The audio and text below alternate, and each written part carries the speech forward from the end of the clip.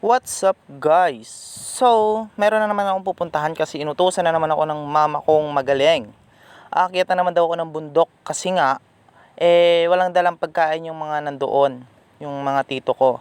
Kaya pinadala nila ako ng baon. Yan nga. Ewan ko kung ano laman yan kasi hindi ako tumingin habang nagluluto si mama niyan. Andito na nga ako, nakasalubong ko si tatay. Napansin ko may daladala siya, kaya nagtanong ko kung ano yung daladala niya. Sabi niya, uling. Kaya naman, sabi niya sa akin, ingat daw ako sa daan, baka daw matuklaw ako ng ahas, kasi hindi naman ako taga rito sa Bicol. Kaya ako naman nag-iingat talaga. Shoutout nga pala sa iyo tatay, lagi kang mag-ingat and sana ingatan mo ang iyong kalusugan. Proud na proud ako sa iyo kasi nga kahit matanda ka na, sobrang lakas pa rin ng iyong katawan. Ako, binatang binata pa, wala pang asawa. Hingal na ako sa daanan na ito. Daanan pa lang ito wala pa akong buhat na ganung kabigat na daladala ni tatay. Habang naglalakad na naman nga ako hindi ko maiwasan lumingalinga kung saan saan. Kaya, yung sinabi ni tatay kanina sinusunod ko talaga. Baka mamaya matuklaw ako. Hindi naman talaga ako taga rito sa Bicol na to. Kaya sobrang pag-iingat ko. Pawis na nga ako sobra, pero kinakaya ko kasi dala-dala ko ang pagkain ng mga nagtatrabaho doon sa bundok. Kasi nga nagpakawit yung lolo ko at meron siyang trabador na tatlo. Isang tagakawit at yung dalawa kong tito ay tagabuhat at yung isa naman ay tagasunod doon sa nagkakawit. Hindi na nga ako nagpahinga at hindi ako nagpaligoy-ligoy kundi dire-diretso lang yung aking lakad kasi nga hinahabol ko yung oras. Dumaan na ako sa shortcutan na dinadaanan namin noon nung bata pa ako Nung sinubukan kong dumaan sobrang sukal.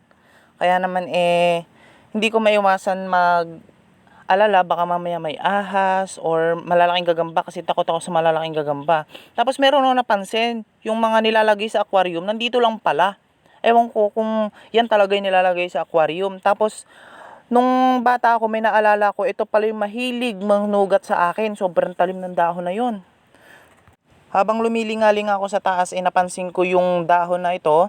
Ito yung ginagamit naming pambubong. Ito ay yung pambansang dahon natin. Malapit na nga ako doon sa pagdadalhan ng pagkain. Tapos bigla ko napansin, bakit yung cellphone ko nandun na sa kabila ng ilog, pero ako nandito pa rin sa dulo ng kabilang ilog. Nakakapagtaka. Wala naman akong kasama, wala naman akong videographer. Charot! Nilagay ko muna yan dyan, tapos bumalik na naman ako, dinala ko yung pagkain. Diba? Doble pagod ang ginawa ko. Tapos pag uwi, magreklamo ako na sobrang pagod. Diba? Habang naglalakad nga ako, iniisip ko yung mga pangarap ko. Sabi ko, ayoko ng ganitong buhay. Pero ganito ang nangyari sa akin. Pero kakayanin to, maabot lang yung mga pangarap ko. Tapos naiwan ko na naman yung cellphone ko. Tapos maya-maya, babalikan ko na naman yan. Tapos sasabihin ko naman pag uwi ko, sobrang pagod na ako. Pero hindi naman talaga totally pagod. Bali, paakit na nga ako ng kubo namin. Siguro wala ng mga nagkakawit party dito sa mga kubo namin kasi nga wala akong naririnig na bumabagsak na mga buko galing taas. Ito nga, nakita ko na naman to, sobrang dami na naman ng dahon ng paggawa ng sombrero. Pero wala namang bunga, siguro tinatanggal ng lolo ko pag may nagkakaroon ng bunga. Ito na nga, nakarating na nga ako. Tapos nakita ko na naman yung butas ng uling, naalala ko na naman siya. Yung pag uwi namin ay nagdala na naman ako ng saging. Siguro wala na kaming saging ngayon. At hindi ko na nga napansin yung kakao dyan kung hinog na ba talaga dahil sa sobrang pagod ko dahil paakyat yung papunta sa kubo namin. Pagdating ko nga, binaba ko na yung daladala ko kasi napansin ko, bakit meron ng mga nahating buko dito? Meron pa namang hindi nabalatan. Nagtataka ako, sino kaya may dala nito dito? Imposible naman sila kasi nga wala namang tao dito pagdating ko.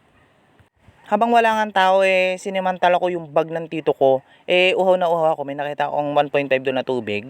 Tapos kumuha ako ng baso. Yung ginamit kong baso, yun na yung basag na ay yung biniyak na buko, yan ang ginamit kong baso. Tapos hindi ko naman totally uubusin yung tubig dyan kasi nga yun, hindi yung mahilig ng tubig galing bundok. Kasi taga Manila yung isa kong tito. Binalik ko na nga yung tubig niya, baka mamaya magtaka siya bakit wala, ubos na yung tubig niya. Siyempre, from the moment, magpapahinga na naman ng kunwari, kahit hindi naman talaga pagod. Tapos kunwari, tingin-tingin ng kahit saan-saan dyan. Kasi nagtataka kung bakit may nagsasalita doon sa mga gilid-gilid ko. Yung pala, nandun lang pala sila sa taas ng bundok. Tapos napansin ko na naman, may nahating langka na naman dito. Siyempre, alam nyo na, basta pagkain, kukunin na naman kahit hindi naman sa akin. 'Di ba? Sa sobrang sarap kasi ng langka, lalo na kapag fresh, siguro kanina lang 'yan or di ko alam kung kanino 'yan, basta kinain ko na ng kinain. Pero tatlo na 'yung nakain ko kasi yung dalawa medyo sira na, siguro pinasok na ng uod, pero okay lang 'yan. At least nakakain ako pagdating. Sige lang Michael, kumain ka lang ng kumain tapos mamaya pag uwi magreklamo ka na naman ng sobrang sakit ng tiyan mo tapos mamaya makikipag-unahan ka na naman sa CR ng kila lola mo, 'di ba? Sige lang, kain ka lang. Tapos maya-maya kung ano na naman ang makita mong pagkain, kakainin mo na naman, 'di ba? Ilang, sobrang gutom mo na naman. 'Di ka ba nag-almusal sa inyo? Kasi kain ka na ng kain tapos di mo naman inubos.